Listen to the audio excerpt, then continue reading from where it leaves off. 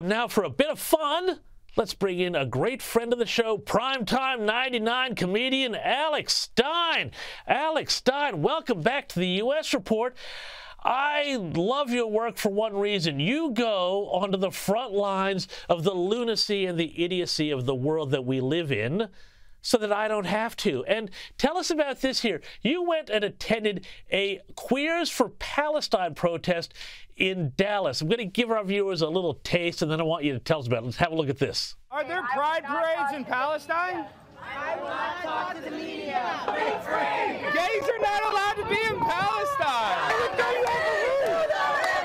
You know that. Scaring everyone. I'm not scaring anyone. You I'm use trying your to body, ask questions. right? I use my body. Yeah, you're using your body. Hey, we are throw your ass off a roof too. These people are delusional. They're protesting for Gaza. They don't even know the treatment of gay people in Gaza. Alex, they seem nice. Well, as you say, this is the Dallas Pride Parade. These were the protesters protesting the Pride Parade. It was insane, James. So I mean, like, this is a thing, and actually, one thing I think we can take credit for here in Australia is that original Queers for Palestine sign that's been going around for years now, that actually started at the University of Sydney, right here in Australia. But the thing that strikes me here is that people are so on that side, so tunnel vision about their cause, they will not listen to anybody saying, hey, you know, maybe you're on the wrong track here. Where does this delusion come from, Alex Stein?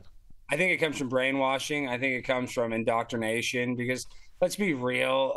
Those people, if we had given them a free ticket to Gaza or Palestine, none of them would go there. But they will all spend their afternoon yelling and shouting at other people at a pride event and, you know, guilt tripping them and making them feel bad about their cause, when in reality, they're supporting a country that doesn't support them back. So it just shows you how hypocritical they are and how that they really don't have a very big world view, in my opinion, because if they're that narrow and they're literally protesting for a country that would throw them off a roof, they got to wake up and have some gratitude for how great it is here in America. Yeah, but I mean, to have gratitude, you've got to feel happy, and I think these people don't feel very happy. But I think one of the things, too, and I'd love to get your take on this, because, yeah, there's a lot of leftist anti-Semitism and Marxism and glorification of third world nonsense all wrapped up in these protests.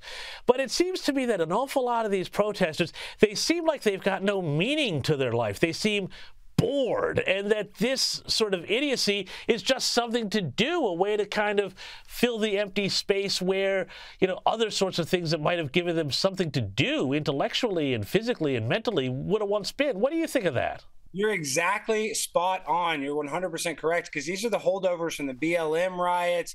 These are basically professional activists. And I wouldn't be surprised if some of them weren't getting paid to organize these events. So these are people that don't have anything better to do than go on the street and yell at other people and try to guilt people and try to virtue signal. So you're right. They're doing it more for the social aspect and not for the actual cause that they're quote unquote supporting. So you're spot on. I agree with what you said 100%.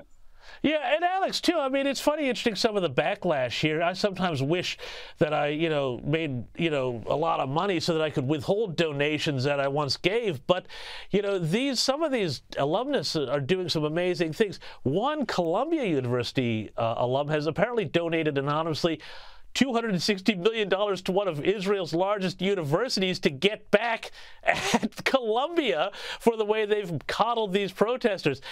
I reckon voting with a checkbook's a good thing here. What do you reckon? Well, I agree, and I think that's why Donald Trump is breaking records with his fundraising right now, because they try to throw him in jail. They, you know, totally convicted him on a sham deal. So it has a Streisand effect.